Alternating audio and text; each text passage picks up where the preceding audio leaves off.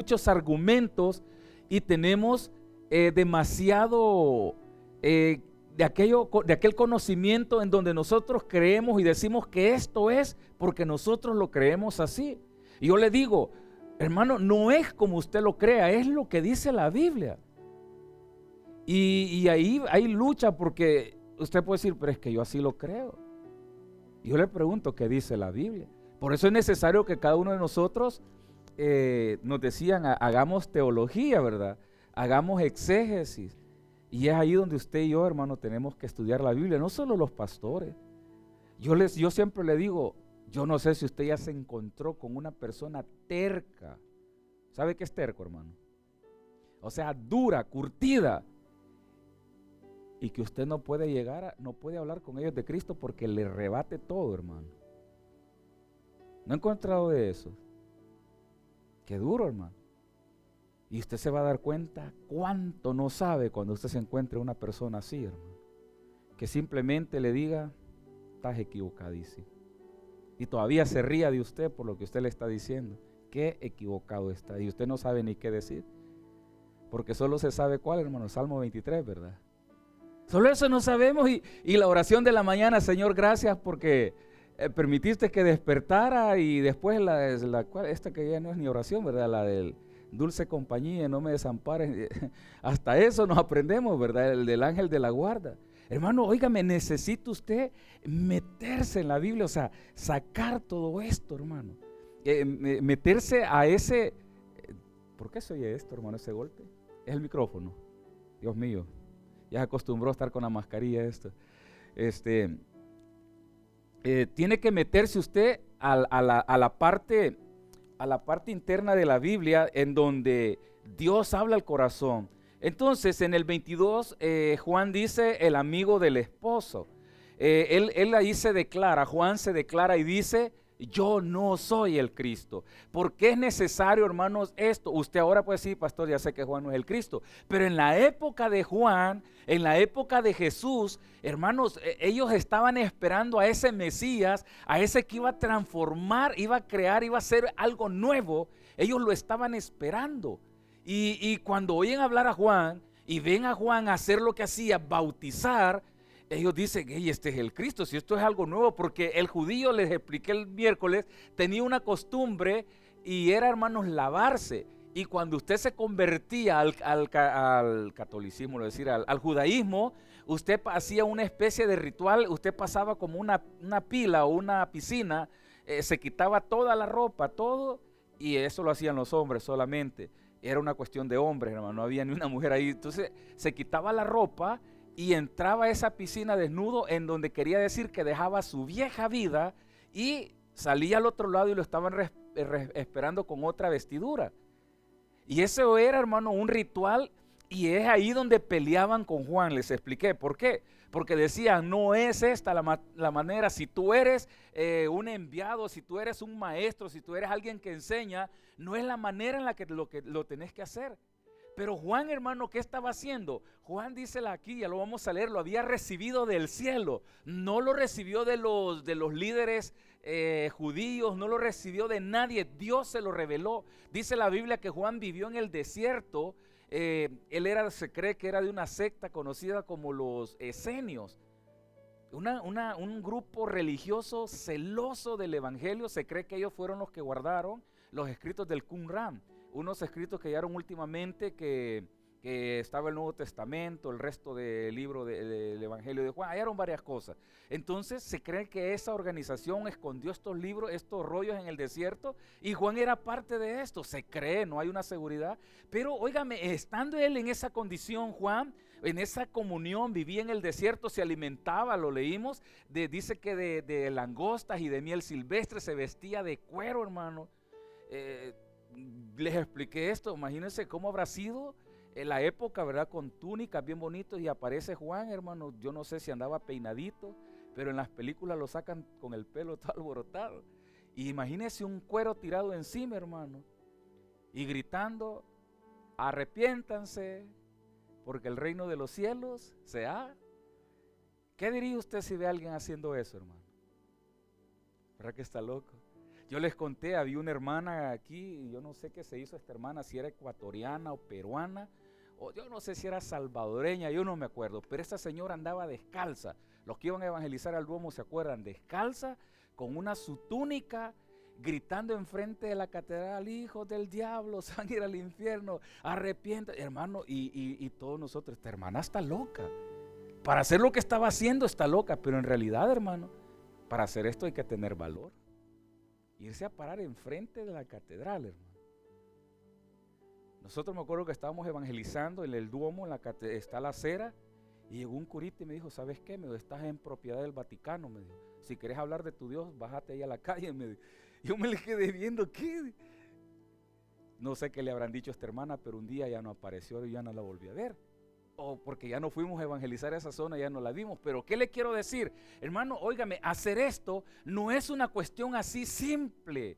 Tiene que haber algo de Dios. Entonces Juan se para y empieza a gritar, él empieza a hablar de Jesús, él empieza a decir que se arrepientan, pero en el 22 él está diciendo de que él no es el Mesías, sino que es uno que vino a preparar el camino. Él vino, hermanos, a decirle a la gente. Les expliqué, el bautismo de Juan era uno, el bautismo de Jesús era otro. El bautismo de Juan era para el arrepentimiento, hermano. Les decía: arrepiéntanse, y después les decía: conviértanse y sean salvos. Ese era el bautismo de Juan. ¿Y el de Jesús cuál era, hermano? Era de salvación. ¿En qué sentido? O sea que si yo me bautizo me salvo. No, bautícese, arrepiéntese y sea salvo.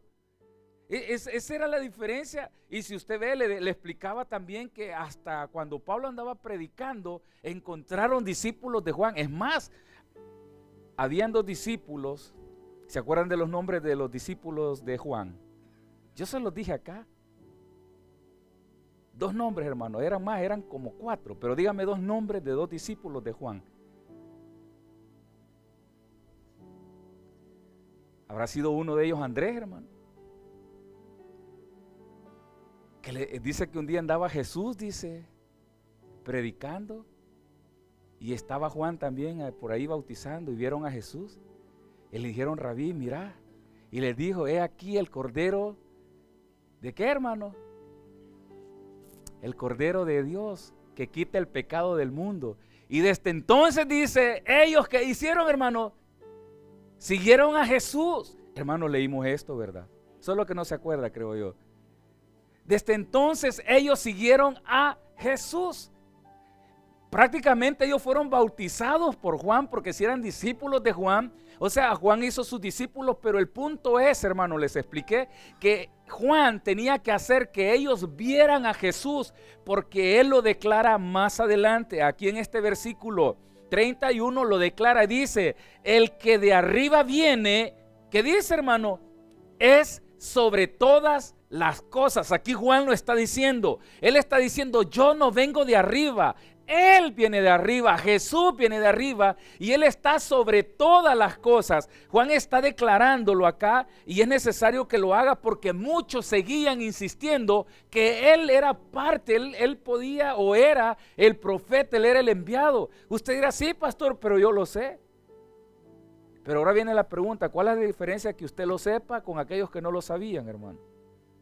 Que a pesar de que nosotros lo sabemos, ¿qué sucede? Él dice: el que viene de arriba, se refería a Jesús, es sobre todo, y el que es de la tierra, se refería a Él. ¿Qué dice, hermano? Es terrenal. Entonces Él está tratando de hacer esa diferencia de lo celestial y de lo terrenal. Él está tratando de hacer ver la superioridad de lo celestial y de lo terrenal. Entonces, hermano, esto es para nosotros. ¿En qué sentido? Lo que usted hace dentro de la iglesia, ¿qué es? ¿Terrenal o espiritual? No sabe usted de qué es, ¿verdad? Porque así, de la manera en que nosotros adoramos a Dios, no se sabe si es espiritual o terrenal. Yo le decía hace unos días atrás, usted dice: Señor, aquí, hermano, yo le pregunto, ¿de verdad su adoración cómo es, hermano? ¿Es celestial? Jesús dice: Él anda buscando adoradores, ¿cómo, hermano? ¿En espíritu? Ahora yo le pregunto, ¿su adoración es en espíritu ¿O cómo es su adoración? Porque si nuestra adoración fuera en espíritu, hermano, perdóneme, pero usted no se perdería un segundito pensando en otras cosas, sino que estaría pendiente de las cosas de Dios. ¿Sabe por qué? Porque cuando nos encontramos con Cristo, hermano, nuestras vidas son estremecidas. Entonces, Él dice acá, lo que yo hago, dice, es terrenal, pero lo que Él anda haciendo es espiritual.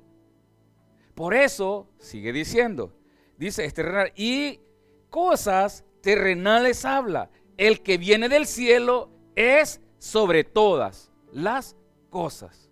Ahí eso lo agrego yo, sobre todas, dice sobre todas. ¿Qué le dijo a Nicodemo? Te estoy hablando cosas terrenales y no las entendés. ¿Qué pasaría si yo te hablara cosas espirituales? Yo le pregunto, hermano, ¿por qué será que a veces no entendemos cuando Dios nos está hablando? Y pensamos que es otra cosa. Yo siempre se la pongo en dos cositas. Perdone. Esa palabra perdón no es de cualquiera, hermano. Perdonar no es de cualquiera. Perdóname, hermano. Porque perdón es un don que Dios le da. Y el perdón, hermano, primeramente le da paz a su corazón. No se imagina cuánta tranquilidad le da. Y segundo lugar, el perdón causa paz y causa tranquilidad en el corazón de la otra persona. Desde ahí, hermano, Dios nos habla, dice, hey, perdone. Yo le pregunto, ¿quiere usted perdonar, hermano? ¿Quiere usted perdonar? Porque si usted quiere perdonar, déjeme decirle, vamos a ser felices todos. Pero si usted no quiere perdonar, hermano, usted va a estar mal. No, pastor, yo ya le perdoné. Sí, hermano, aquí le llamamos perdón con cola, ¿verdad? Ya perdonó a su esposo, a su esposa, ya la perdonó. Ya lo perdonamos, pero no me olvida la que me hiciste. Entonces dice, el espiritual dice, habla, o el celestial habla cosas del cielo, más el terrenal habla cosas terrenales. Y el espiritual está sobre todas las cosas. Entonces, ¿Dios qué hace, hermano? Dios nos da un don, nos da los dones. Y óigame, yo le digo acá, usted sabrá si lo que se está hablando acá, cuando digo lo sabrá, usted sabrá abrazarlo y decir, Dios me está hablando. Usted dirá, este pastor se sacó de a ver de dónde esto, ¿verdad? Y me está queriendo dormir con esto.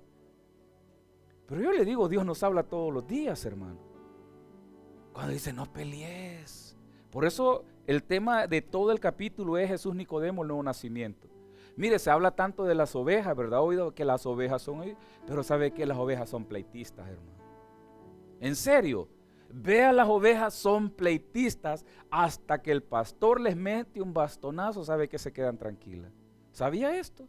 Métase a YouTube, busque todo esto, vea el desarrollo, mire. Y yo digo, tiene razón, pero mis hermanos son tan pleitistas. Se codean, se pegan cabezazos las ovejas, hermano. En serio, se pegan, véalos cómo van y los chiquitos van y se le... Yo digo, ok, no pueden ir solas, son viscas, tienen que esperar al pastor, pero son pleitistas. ¿Ha tenido usted una granja de niños, un montón de niños? Se agarran del pelo, ¿verdad? Pero bien lindo, porque después entre ellos se están dando dulcito en la boca, hermano. Esa es la iglesia, así es la iglesia. Pero el proceso es crecimiento, hermano. Por eso habla Jesús, nuevo nacimiento, nuevo nacimiento. Entonces Juan recalca y dice que el terrenal habla cosas terrenales y el espiritual habla cosas espirituales, está sobre todo. 32, lo que vio y oyó, esto testifica y dice, y nadie recibe su...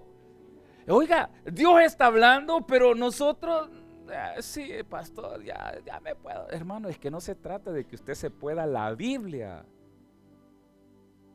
Porque si no, Jesús hubiera agarrado a todos los fariseos, a todos los saduceos, a todos los escribas. Hermano, un escriba, por eso un escriba era el que escribía, hermano. Y los escribas o copistas, estos tipos se sabían la Biblia como no tiene idea. Jesús hubiera venido a agarrar a todos estos, ¿verdad? Unos 10 escribas, unos 10 fariseos, unos 10 saduceos.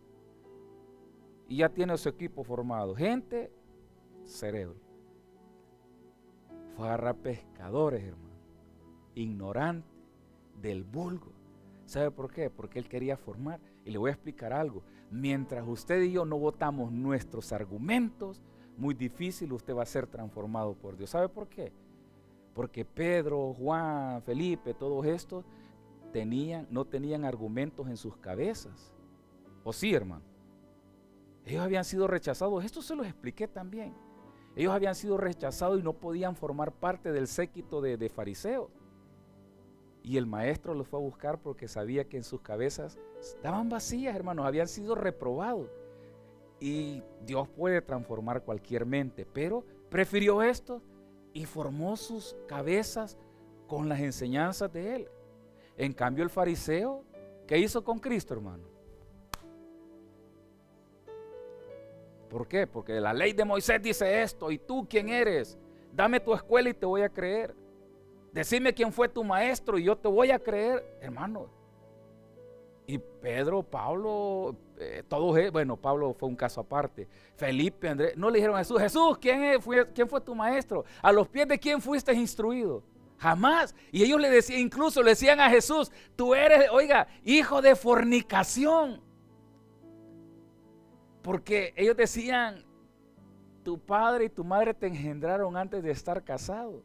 Y tú, hijo de fornicación, nos vienes a enseñar a nosotros, maestros de la ley. ¿Se ha fijado que hay muchos maestros de la ley en la iglesia, hermano? Esa hermanita está equivocada. Usted sabe que está equivocada, hermano. Oiga, entonces dice, no recibimos el testimonio, y lo que vio y oyó, esto testificó, y nadie lo recibió su testimonio. El 33, el que recibe su testimonio, atestigua que Dios es veraz. Dice, el que le recibe puede, pues, la palabra veraz, hermano, significaba poner un sello. ¿Ha visto los sellos secos que le ponen aquí en las antiguas téseras de las cartas de identidad? Le ponían un sello a presión, ¿se acuerda? Los que tenían cartas de identidad de cartón. Y hermano, y quedaba, usted lo tocaba y quedaba como un relieve. Pues él dice, el que recibe el testimonio del Señor, dice, es veraz, dice que lo palpa, lo marca. Eso está diciendo, usted tiene, pero esa seguridad tan marcada que Jesús es Dios. Usted recibió el testimonio y no hay quien, hermanos, le quite eso de su cabeza. Pero sabe que muchas veces bien fácil nos borran a Jesús de la cabeza. Solo le dicen 3 cosas, 4 cosas. Ay, no, ya no creo en Dios. ¿Se ha fijado esto? Se enferma, ahí ya no creo en Dios, porque, hermano, dice, es veraz, él lo tiene tan marcado, lo tiene, pero un sello tan en presión, así. Hermano, yo creo que su carta de identidad, los que tienen todavía la antigua, ya está casi deshaciéndose, pero si toca todavía tiene ese relieve, ¿verdad? Se le va a acabar, hermano, y todavía tiene ese relieve. Los diplomas, o cuando le daban su título de universidad, tenían también esas marcas, me acuerdo. Y hermano, está hablando a testigo. Yo le digo, ¿usted ha recibido el testimonio de Dios, de Cristo, hermano? Sí, pastor, porque estoy en el culto. Espérese, hermano. Testimonio de Cristo es que usted escuchó aquella frase que dice, perdone. Estoy con el perdón, no me puedo decirle otra cosa. No sea egoísta, pues, no sea pleitisto, pues. No sea pleitisto. No sea pleitisto, hermano, deje de pelear. Característica de las ovejas, pero que Dios se las quite, hermano. Siga leyendo. Entonces dice que Dios es veraz, porque el que Dios envió, la palabra de Dios habla. Pues Dios, oiga, hermanos, no da el Espíritu por medida. ¿Cómo lo da, hermano? A cantidad. Cuando usted entiende que Dios es veraz, Él derrama de su Espíritu sobre nuestras vidas y Él nos hace hacer lo que hacemos. Él lo sostiene, Él lo mantiene. Y le voy a explicar algo, hermano. Cuando Dios derramó de su Espíritu sobre usted, le voy a explicar algo. Su evangelio va a ser evangelio hasta el día que usted se muere, hermano. Si para usted el evangelio es, ay, un día me voy a cansar, yo lo estoy esperando que el pastor cometa un error y me voy de la iglesia. El día que el pastor, a ese día no vuelvo más. Ay, hermano, digo, pobrecito, usted no tiene un Dios que es veraz, hermano. O sea, usted no tiene un Dios que lo ha calado, yo creo que usted tiene un Dios, hermano, que de tinta, ¿verdad? Le cae agua y se le borró. Hermano, necesitamos, oiga, de verdad abrazarlo y tenerlo ahí, porque Dios envió, dice, su palabra, y Dios habla, pues Dios no da el Espíritu por medida. Dios está ahí siempre. Fíjese que uno de los detalles lo vimos en la mujer que tenía el flujo de sangre, en Marcos 5:34. Esta mujer, hermano, creyó en Jesús. Ya esta tercera vez, cuarta vez creo que le hablo de esto. Y el creer en Jesús fue y la llevó a tocarlo. Y la pregunta era, y vuelvo yo con lo mismo, ¿por qué no todos podían desprender ese poder de Jesús? Yo lo pongo acá, yo le digo, ¿por qué no todos podemos? Usted, sí, pastor, yo soy templo y moral del Espíritu Santo. Sí, mi hermano, ok. Pero óigame, esto debería ser ya una transformación total en nosotros. ¿Cuánto tiempo llevamos en el Evangelio, hermano? Y verá que todavía seguimos peleando, teniendo envidia de otros, celos, que me van a quitar el puesto. Hermano, yo digo, Dios mío, no se trata de esto. Se trata, hermano, de que usted pueda tener ese don de Dios y animar a otro, encorajarlo, ¿verdad? Mire, hermano, necesitamos ser transformados por Dios. Necesitamos ser tocados por Dios. Es terrible. Yo sé que no sé cómo hacerles comprender que hay gente que no está aquí porque están despedazados espiritualmente. Aunque usted lo pueda haber sentado el domingo, un día de semana, pero su corazón está destrozado porque alguien probablemente destrozó su corazón. Probablemente el pastor destrozó su corazón con una prédica.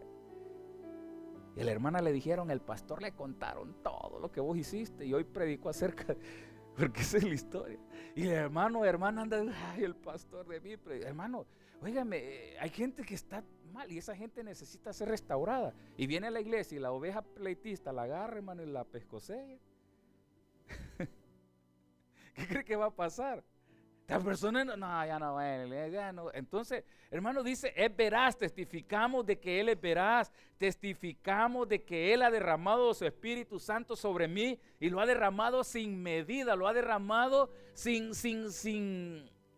como le dijera, hermano, sin tacañería, para no ser tacaño. Dios ha derramado esto. Y fíjese que seguimos todavía preguntando, ¿de verdad Dios derramó su Espíritu sobre mí? Aunque usted no haga milagros, aunque usted no levante enfermos, aunque usted no abra los ojos de los ciegos, aunque usted no abra los oídos del sordo, aunque usted no abra la boca del mudo, hermano, óigame, el proceso es interno, la transformación que Dios ha hecho a través del Espíritu Santo, porque el hombre por sí solo no puede cambiar. Hermanos, por sí solo no podemos cambiar.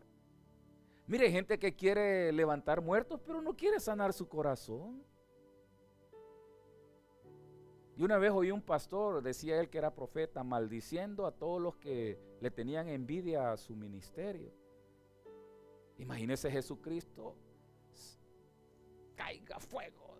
¿Se acuerda cuando los apóstoles dijeron, ¿quieres que pidamos que caiga fuego del cielo y que los consuma? Jesús le dice, sí, destruyan estos que no quieren mi ministerio. ¿Qué dijo Jesús, hermano? Déjenlo. Solo sacúdanse los zapatitos, ¿verdad? Las patitas y no pasen por aquí. Así de sencillo, hermano. Y nosotros, señora, la hermana fulana que anda hablando de mí, que fuego la consuma, que no prospere jamás. Yo le decía, que el marido la abandone, para que más le duela. Probablemente estoy hablando tontería, hermano, pero, hermanas, hermanos, pero vea, eso somos como cristianos, ¿verdad? No quisiéramos que le pasara algo bueno a aquello. No, hermano. Óigame, la transformación, le repito, el Espíritu Santo derramado sobre nosotros es, hermano, esto que en nosotros está sucediendo. Por eso al inicio le dice a Nicodemo, te es necesario nacer de nuevo. Hermano, yo le digo, solos no podemos dejar las cosas. Yo les cuento, hermano, yo era pleitista, hermano. Yo era pleitista. Y le digo, creciendo me metí en otros rollos. Hasta que Dios me fue a agarrar, hermano. Y yo hace poco hablaba con hermano y a mí me encantaba hacer esto. Pero hasta que Dios, hermano, me apretó Y me dijo, tenés que dejar de hacer esto. O sea, lo hizo Él en mí porque yo, humanamente, quizás hubiera seguido. Es más, ya estaría muerto. Entonces Dios nos trae, nos transforma, porque solos no podemos, lo tiene que hacer Él. Entonces le digo ahora, y usted dirá, pastor, pero si el Espíritu Santo está en usted, ¿por qué no levanta muertos? Porque primeramente estoy levantando este muerto, hermano. El primer muerto que usted tiene que levantar es ese que usted anda allá adentro, ¿verdad? Aquí, ese. El primer sordo que usted tiene que hacer oír es a este, ¿verdad? Usted. Al primer mudo es el suyo. El primer ciego es usted, hermano. O sea, las cosas ahora son nuestras porque el pueblo ahora es duro, porque el pueblo ahora no quiere escuchar la voz de Dios, el testimonio de Dios. Lo oímos, lo pasamos por alto, hermano. Nosotros deberíamos de ser una dinamita espiritual. O sea, hermano, solamente nos llega el calor y ¡flum! Explotamos en Cristo, ¿verdad? No necesitaría usted, hermano, de que le traigan un avivamiento. No, hermano, ¿sabe por qué? Porque ya en nosotros está Cristo y el Espíritu Santo nos activa. Mire, por eso esta historia de que clamamos avivamiento, avivamiento. Yo le decía a unos hermanos hace unos días atrás, un avivamiento como los que vimos en décadas atrás ya no va a haber, hermano. ¿Sabe cuál va a ser? Un despertar interno. Ese es el nuevo avivamiento que viene, un despertar interno, en donde usted va a empezar a tener esa luz de Dios, esa revelación propia de Dios, donde Dios le va a empezar a decir, mira, hijo o hija, aquí te he estado hablando y te he estado diciendo esto y esto. Dios le va a quitar el velo y usted va a poder leer la Biblia y va a poder ver lo que está ahí, hermanos. Pero todos esperamos, ¿verdad? Aquello que todos se levantan, saltan, gritan. Yo digo, hermanos, sí, va a suceder probablemente, pero no antes de que pase este entendimiento. Y entonces usted ya va a empezar a saltar con entendimiento.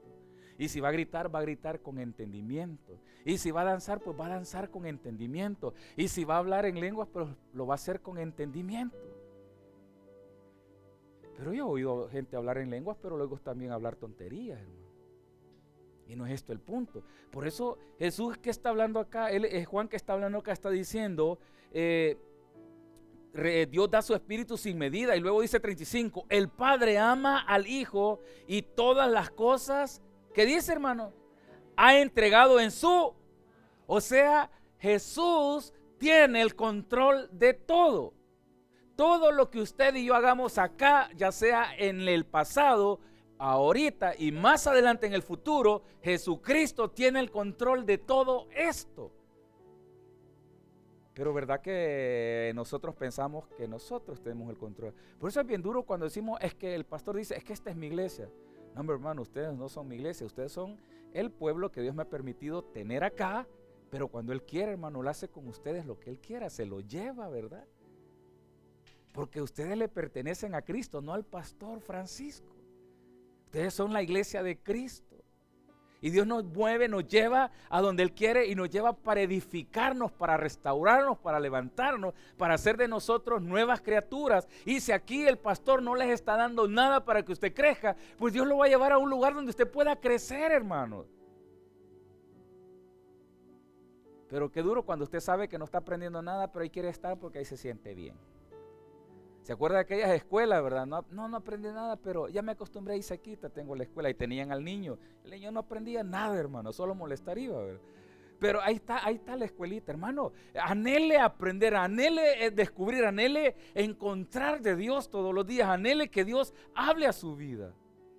Mire, detrás de la Biblia, detrás de todo esto, hay una gran cantidad de cultura griega, cultura judía, que tendríamos que conocerla, que no es simplemente el hecho de que se dijo esto porque se quiso decir, porque habían corrientes fuertes que estaban diciendo que Jesús no era Dios y se le daba a Juan la prioridad, que él era el que había iniciado. Por eso Juan tenía que decir, lo dice en el versículo 30, es necesario, oiga, que Él crezca, pero que yo muera. Lo dijo, es necesario que yo muera. Él tenía que desaparecer, porque si Él no desaparecía, culturalmente se le seguía dando a Él la prioridad. Y Juan tenía que entender que Él no era el Cristo, que Él era el amigo del esposo. Y Él tenía que hacerse de un lado para que el esposo tomara su lugar. Entonces, por eso le digo, que duro cuando nosotros los pastores nos adueñamos de la iglesia, o sea, es mía, es mía, es mía. Yo solo le digo, sea fiel a la palabra de Dios, sea fiel a los principios bíblicos. Y yo como pastor debo ser fiel a la Biblia. Nuestra única forma de aprendizaje es la Biblia. Yo no le puedo traer otra cosa, yo no puedo inventar otro y decirle, mire, sí hermano, muchas veces Dios nos habla personalmente. Y a veces Dios me dice, mira, este hermano tenés que orar por él. Pero no decir, mire, Dios me dijo que orara por usted porque está en el pecado. Sin saberlo yo le digo, Señor, pues tócalo, ¿verdad? Porque Dios es así. Dios le va a decir, oren por el pastor, se lo va a decir Dios muchas veces. ¿O no? Igual, Dios me va a decir, ora por tal hermano. Lo que Él me pone, ora por los hermanos, oramos por los hermanos. Entonces dice, el Padre ama al Hijo y todas las cosas ha entregado en su mano. Jesús tiene el control. 36. El que cree, oiga, y viene esta frase, el que cree en el Hijo tiene vida eterna. Pero el que no, oiga, pero el que rehúsa creer en el Hijo no verá la vida, sino que la ira de Dios estará sobre él. Y les explicaba que la palabra creer, hermano, no significa que usted diga sí creo, sino que iba acompañado de una acción en donde usted se movía, digamos la palabra se movía del lugar. O sea, yo creo en Cristo, que lo que Él ha hecho en mi vida es verdad y es veraz, por lo tanto yo dejo de hacer esto. Hay personas que se matan trabajando porque necesitan ese dinero. Entonces Dios llega a su vida y Dios le pone la opción de ir a la iglesia y usted dice, pero es que si voy a la iglesia pierdo horas de trabajo. Entonces usted no ha creído en Cristo. Mire, hemos visto, hermano, personas que trabajaban pesado, los he visto acá, y un día perdieron sus trabajos fuertes donde ganaban bien y Dios les permitió congregarse. Y a la par de congregarse, Dios les permitió un trabajo donde ganaban menos. Pero la casa se sigue sosteniendo, todo se sigue sosteniendo igual, incluso hay hasta un poquito para gastar un poquito más en algo. Dios hace esto, hermano. Yo no sé si a usted le ha pasado, pero hasta el día de hoy yo creo que a muchos Dios los ha sostenido con poquito. Y cuando ganaban un montón, hermano, siempre andaban ahí que todavía les faltaba pagar téseras, pagar aquí, pagar allá. ¿Sabe por qué, hermano? Porque cuando usted cree en Cristo, Dios sostiene su vida. Y no solamente espiritual, sino que también material. Dios sostiene su casa. Control lo tiene Dios. Entonces acá dice el que cree en Cristo, dice. ¿Qué dice, hermano? El que cree en Él, cree en el Hijo, dice, tiene vida eterna. Hermano, y sabe que algo bien lindo, que la vida eterna, no, cuando me muera voy a empezar a vivir la vida eterna, hermano. Ya usted empezó a vivir la vida eterna. ¿Sabía esto? Desde ahorita usted está viviendo la vida eterna. Y hay hermanos que dicen, cuando me muera. No, hermano, cuando se muera ya es otra cosa. Ahorita, hermano, usted ya está viviendo la vida eterna. Qué trágico. Ay, Señor, qué vida eterna más pesada. Sí, pero venga, Cristo, créale, abrácelo, enróllese en Él. Y le voy a decir algo, va a pasar como pasan las olas cuando usted se mete al mar, pasan encima de usted, hermano. Así van a pasar todos los problemas. Lo van a tambalear, pero no lo van a dañar. No lo van a dañar. Entonces, después dice, pero el que rehúsa creer, rehusar creer, o sea, el que dice, no quiero, no quiero. Mire, yo conozco muchas personas que se niegan a creer en Cristo y yo digo, qué doloroso, qué mal están pasando. Pero hay como una negatividad a decir, pero es que si dejo esto me va a pasar esto, pero es que si hago esto me va a pasar aquí, si hago allá. Hermano, óigame, no rehúse, simplemente sumérjase en el río, simplemente de verdad muévase. Y yo le digo, Él no le va a dejar, hermano. Y si usted dice, pero es que me voy a morir, es que al final nos vamos a morir, hermano. El punto es que va a llegar más rápido a la presencia de nuestro Dios. Esa es toda la diferencia, hermano. Pero que vamos a morir, todos vamos a morir. ¿O no? Mire, entre más usted va envejeciendo, yo no sé si se va identificando más con la muerte. ¿No le pasa esto? Porque si usted le tiene miedo a la muerte ahorita que es adulto, tiene que nacer de nuevo, hermano. No me quiero morir, Señor. ¿Por qué no quiere morir, hermano? Porque para llegar a Cristo no puede ir así como está. ¿O sí? Tiene que ser transformado a espíritu. Y solamente es a través de la muerte física, hermano. Así que si usted dice que no quiere morir, hermano, me está diciendo yo no quiero ver a Cristo. Hay un problema, ¿verdad? Hay dos amores, ¿verdad? El terrenal. No podemos servir a dos señores, porque amarás más a uno y aborrecerás al otro. ¿A cuál de los dos señores amamos más, hermano? Ay, a Cristo. Yo siempre digo, hermano, Dios nos da convicciones. Y yo le digo al Señor, pues cuando Él quiera, hermano, Él nos lleva. Es doloroso para los que se quedan, hermano, nuestras familias. Más si usted tiene deudas, hermano, se las deja a su familia. Trate de no tener deudas. Más si usted tiene otro tipo de problemas, se los hereda a su familia. Así que el Señor, hermano, dice, Él nos da vida eterna. Y el que no cree en Él, pues dice que lastimosamente va a estar la ira de Dios. O verá, dice, no verá la vida eterna, sino que la ira de Dios estará sobre ellos. Y lastimosamente desde ya, problema tras problema, dificultad tras dificultad. No indica, hermano, que hay hermanos que están en problemas. Este hermano se rehúsa. No, hermano, porque quieras o no, nos van a pasar cosas. Pero no es que usted se rehúse, sino que también estamos en un proceso. Dios nos tiene que pasar ahí para que comprendamos que necesitamos depender de Él. Amén. Regálele un aplauso al Señor, hermano. Padre, gracias por tu palabra, Señor. La bendecimos, suplicamos. Amado, a cada corazón, que hable, Señor, a cada vida, a cada mente, a cada uno de mis hermanos que está presente, Señor. El testimonio de Juan, Señor, el Bautista fue veraz. Era necesario que él hiciera entender o comprender, Señor, al pueblo que él tenía que morir para que tú, Cristo, tomaras el control. Y ahora, Padre, a nosotros nos toca entender y comprender que es necesario que mi viejo hombre, Señor, este viejo hombre, nazca de nuevo, nazca del Espíritu Santo. Porque solamente así, Padre, vamos a poder ver la obra del Espíritu. Vamos, Señor, a poder entender qué es lo espiritual. Porque mientras siga, Señor, existiendo quizás un poco de egoísmo, un poco de pleito, un poco de rencor, un poco, Señor, de lo que a ti no te agrada en nuestros corazones, esto nos va a evitar muchas cosas, Padre. Que mi mente sea limpia, Señor, me va a llevar a comprender